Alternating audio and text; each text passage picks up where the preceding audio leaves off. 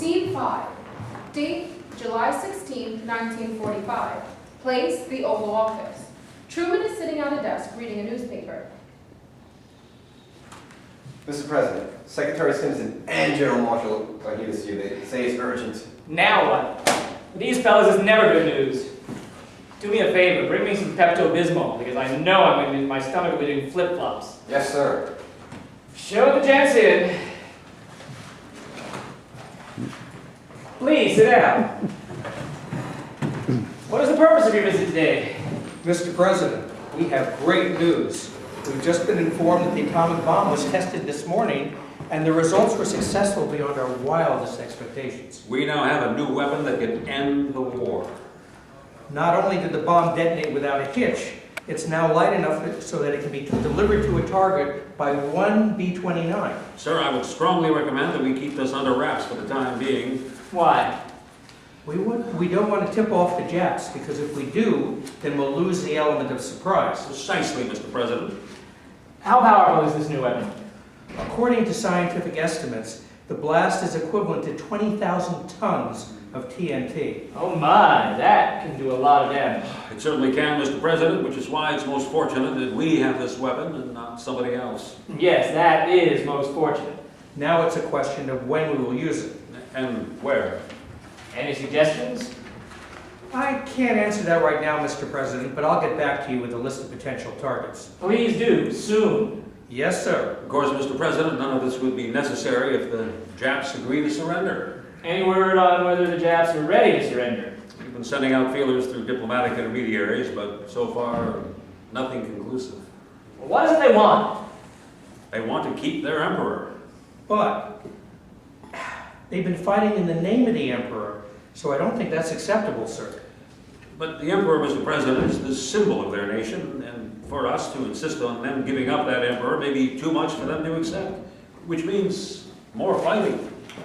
But, Mr. President, if we let them keep the Emperor, they may take that as a sign of weakness and not surrender, at least not now. And if we have to invade the Japanese home islands, the casualty figures could exceed 1 million killed and injured on the American side, and who knows how many millions on the Japanese side. Are you certain about those figures? Yes, sir. And those are conservative estimates. And after Okinawa, would the American people be willing to sustain those kinds of losses? Both you fellows make good points. When will the bomb be ready for use in the field? We should have 2 bombs ready for deployment within the next 2 weeks. Now, can we use this bomb without causing civilian casualties? Mr. President, given the nature and power of this weapon, it is highly unlikely that civilian casualties could be completely avoided. But perhaps they could be kept to a minimum, depending on where we decide to use the weapon. What about inviting the Japs to watch a demonstration of the bomb, somewhere in the ocean? The Japs wouldn't go for that. They just see it as a ploy. And if the demonstration fails, then the military consequences would be disastrous. We'd lose all credibility with the enemy. Mr. President, either we use the bomb or we don't. The decision is yours. Before I make a decision, maybe I ought to discuss this matter with the chairman of the Senate Foreign Relations Committee. No. I urge you not to do that, sir. As the President of the United States, you are the Commander-in-Chief of the Armed Forces and have final operational authority over this entire project. The decision is yours, and yours alone to make.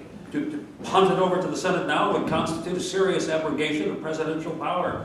It would also cause others around the world to perceive the Chief Executive of the United States and Commander-in-Chief of the U.S. military forces as being indecisive and weak, and lead to undue delay in the prosecution of the war, which we all agree needs to be concluded as quickly as possible. You fellows have dropped a real hot potato on my lap.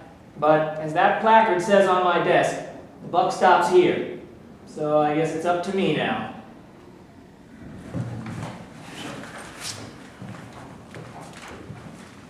Here's your Pepto-Bismol, sir. Thank you. I knew I'd need it. End of Scene 5.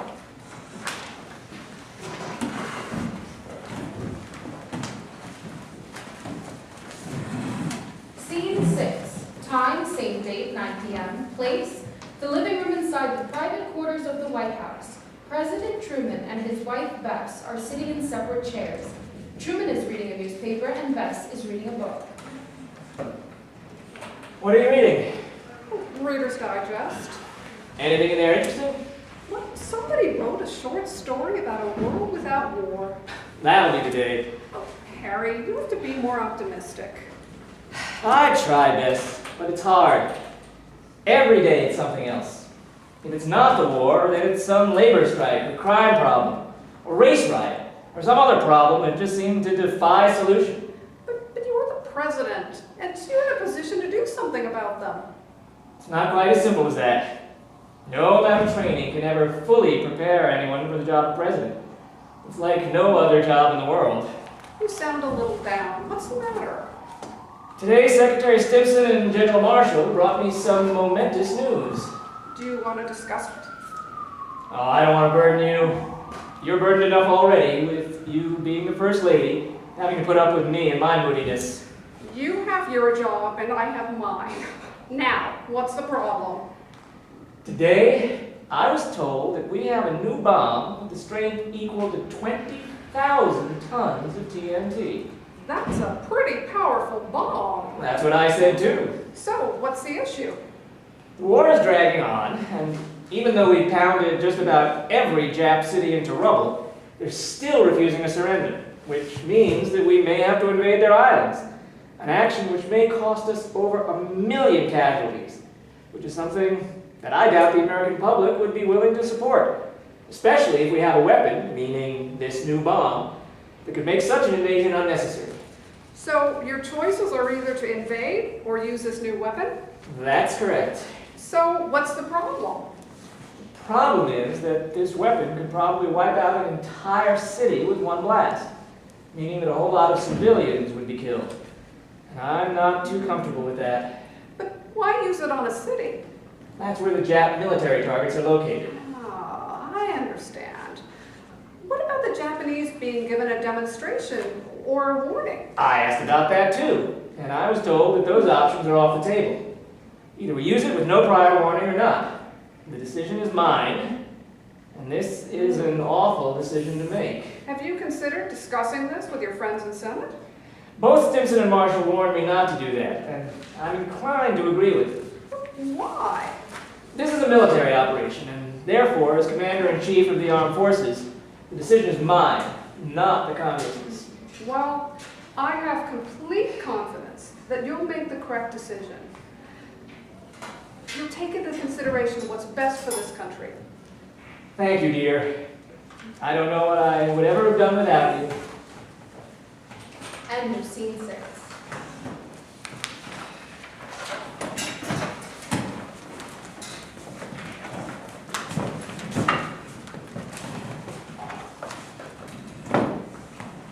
Scene 7.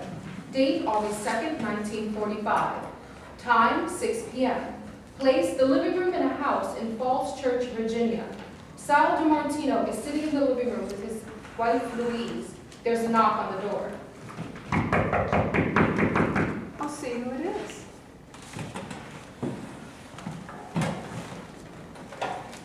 Telegram for you. Just sign here. Thank you.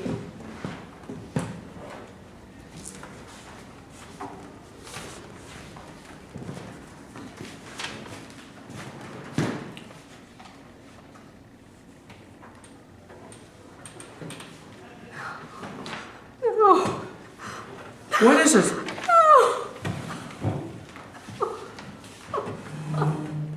Dear Mr. and Mrs. DiMartino, it is our sad duty to inform you that your son, Sergeant Joseph DiMartino, was killed in action on Okinawa.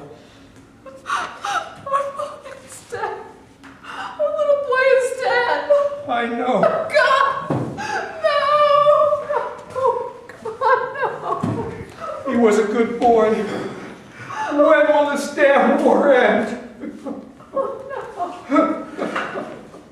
That this woman, a loving mother, and this man, who's a good and caring father, of feeling such anguish is regrettable.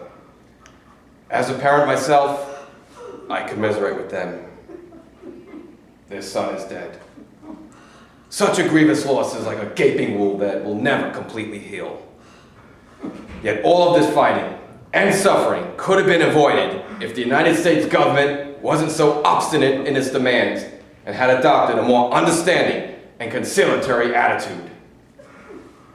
While America was pursuing outdated policies, Japan wanted to bring order, peace, and prosperity to East Asia, which was Japan's neighborhood, not America's.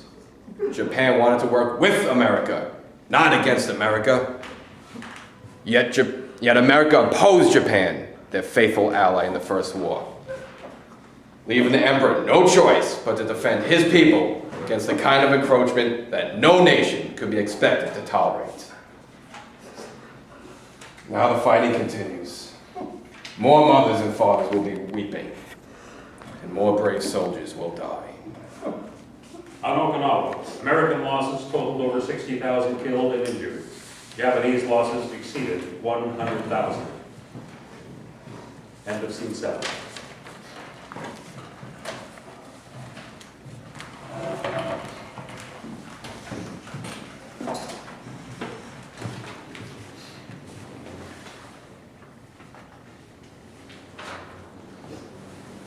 Scene 8.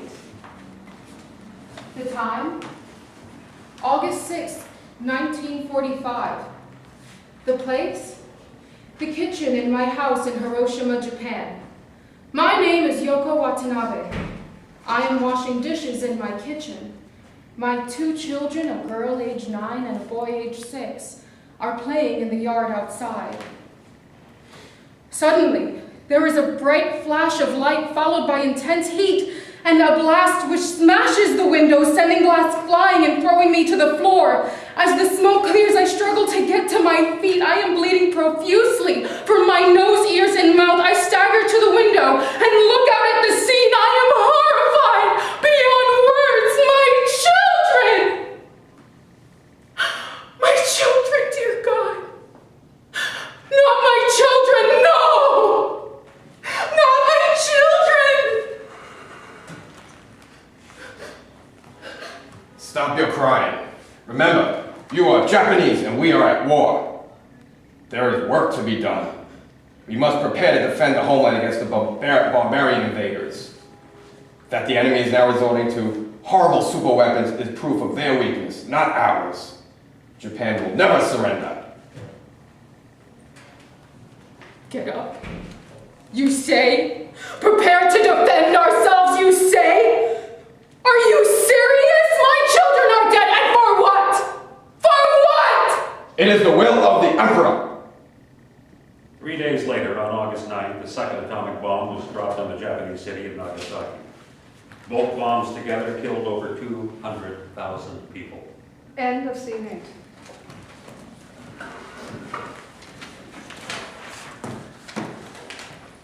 Scene 9. Date, August 14th, 1945. Place, the Oval Office. President Truman is sitting down at a desk reading a newspaper. Donald enters. Secretary Simpson is waiting outside. I'd like to meet with you. Show him in. The President will see you. Have a seat. Thank you, Mr. President. I have great news. Sir, we've received word that the Japs have agreed to surrender. It's about time. Mr. President, it was very astute of you to agree to let them keep the Emperor. Astute nothing. I wanted to end this war, and if it took letting that warmongering fool have his throne, then let him have it. It wasn't worth sacrificing any more American lives. For the life of me, I will never figure out why it took 2 atomic bombs to get the Japs to surrender. It was their fanaticism that got them into trouble in the first place. Yes, maybe you're right. But whatever the case, I'm glad that they finally came to their senses. I've been in contact with General MacArthur. He will oversee the formal surrender in Tokyo. Well, that's fine. I also want to congratulate you on your decision to use the atomic bombs, Mr. President. It was a courageous decision for which you deserve full credit. The Japs left me no choice. They wouldn't surrender. But what gets me is how some of those scientists who actually built those bombs are now expressing regrets that we used them. That bothers me. Maybe they don't understand the entire picture, sir. What's there not to understand? We were at war and we had a means of ending it quickly. I know those bombs killed a lot of people. But They saved a lot of lives too, both American and Japanese. It's just too bad that the Jap leaders were too pig-headed to heed our warnings, and because of that, they only have themselves to blame for the damage they caused to their own people. The President and I completely concur. Besides, why would anybody even bother to question my decision? We won the war, didn't we? Mr. President, Mr. and Mrs. DiMartino are here to see you. DiMartino, Mr. President? I'm not familiar with that name. Yes, they're the parents of a soldier who was killed on Okinawa. They wrote me a letter that moved me almost to tears. Isn't that right, Donnie? Yes, Mr. President, that is true. Would you like to hear the letter? Yes, of course. Truman opens up the top drawer of his desk, takes out an envelope and opens it. Dear Mr. President, we are writing to let you know that we agree with your decision to use the atomic bomb. We know that the decision to use such a horrible weapon must have been a difficult one for you to make, but we believe that it was the right thing to do. For a while, it seemed that the war would never end, but after the use of that weapon, the war finally stopped, and for that, we have you to thank. In fact, we wish you had used it earlier. It may have saved our son's life. He was killed on Okinawa. We were devastated by the news about our son's death and are still in a state of shock. As a parent yourself, I'm sure you must understand how we must feel. Knowing that our son gave his life in the service of his country provides us a measure of comfort, but his absence has left a huge hole in our lives, leaving us with a feeling of profound emptiness that will not go away. He was our only child and our future. Now all we have left are memories and sad thoughts of what may have been. Sincerely, Sal and Louise DiMartino. Mr. President, thank you for sharing that letter with me. I am honored. No problem, Mr. Secretary. They agree that what I did was the right thing to do. Now, if you don't mind, I have to ask you to leave.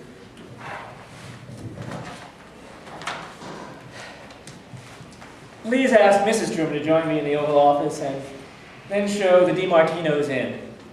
For goodness sake, keep the press out of here until I give you the word. Yes, Mr. President. Oh, before I forget, how is Grace doing? I've been meaning to ask Mrs. Truman about her, but I've been so busy lately, and I just couldn't get around to it.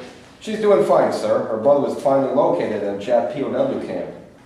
He was in bad shape, but now he's recuperating. Well, that's a relief. Please convey my best wishes to her and her family. Now it's time to get back to work. Yes, sir.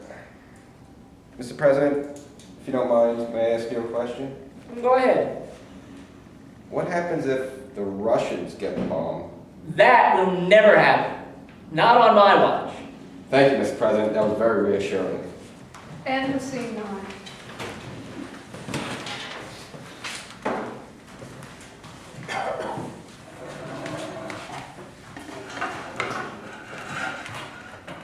On August 29, 1949, during President Truman's second term as president, the Soviet Union successfully tests an atomic bomb. A nuclear arms race has begun. In Hiroshima, Yoko Watanabe begins writing a book entitled The Day My Life Changed Forever, recounting her struggle as an atomic bomb survivor. The book becomes an international bestseller. Later, her life becomes the subject for a major dramatic motion picture, and she becomes an international celebrity and symbol for the peace movement. My friends, I wish to recite a poem. My name is Watanabe. A bomb was dropped on me. It caused a lot of damage. It killed my family. The right and the wrong, the right and the wrong. Who is to judge what is right and is wrong? For years, I harbored grudges. The bomb sure did its job. It left me scarred and haggard and made me cringe and sob. The right and the wrong, the right and the wrong. Who is to judge what is right and is wrong? But time did bring some healing, and so I wrote a book with bold words and stark pictures for those who need to look.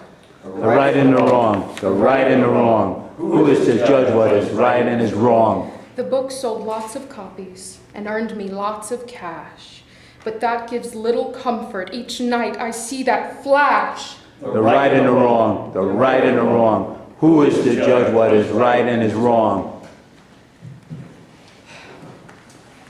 Look, I did what I thought was the right thing to do. It was war.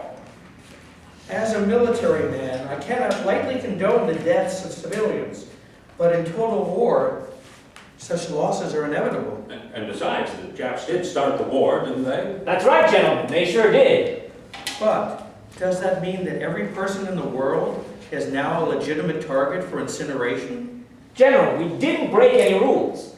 And I didn't hear anybody complaining after we firebombed most of Tokyo. That is true, sir. But the atomic bomb is a different kind of weapon, employing a technology that is new and frightening. Its ability to destroy virtually limitless. General, I think you're being a bit overdramatic. I beg to differ, Mr. Secretary. I am speaking plainly, calmly, and to the point. If we lose control over the atomic bomb, soon we might find ourselves at risk. Gentlemen, enough of your bickering. All I want to know is, did I do the right thing? Excuse me, miss. Did I do the right thing? I don't know, sir. Only you can answer that question. Will somebody please answer my question? Can't you guys help me? Is there anything I can do, sir? Yes, there is. Please bring me all the Pepto-Bismol you can find, because I'm going to need it. The end.